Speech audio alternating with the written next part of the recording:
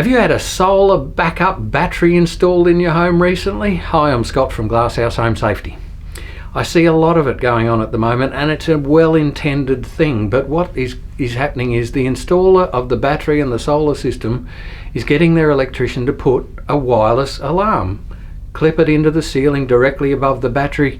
Great idea, it's certainly better than nothing, but they're not aware of the entire smoke alarm legislation. That's why smoke alarm specialists like us with the QBCC licence, you understand all of the rules and all of the implications, because the Queensland Fire and Emergency Services Act actually calls for every alarm to be on the same system. Even if it's a non-required alarm, it has to do everything that a required alarm can do. In other words, it needs to be interconnected to the rest of the system.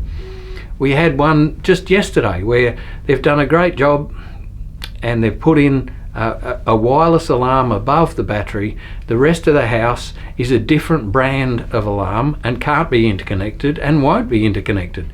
So it's made the place non-compliant. But pulling that thing out to make the place compliant again is really leaving you unprotected.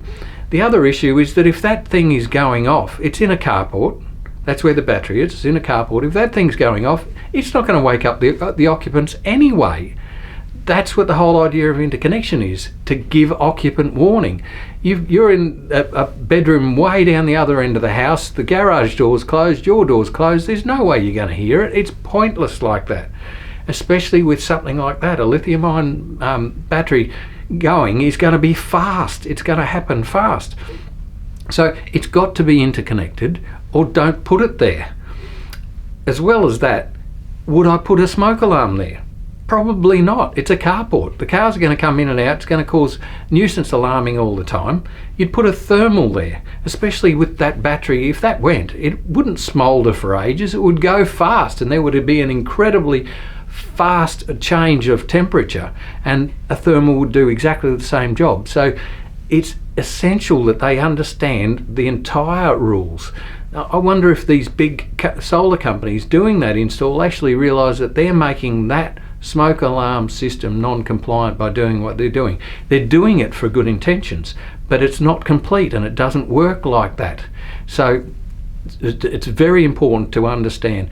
Speak to a specialist. We've got that QBCC licence in smoke alarms. If you've got any questions, give us a call, 1300 856 263.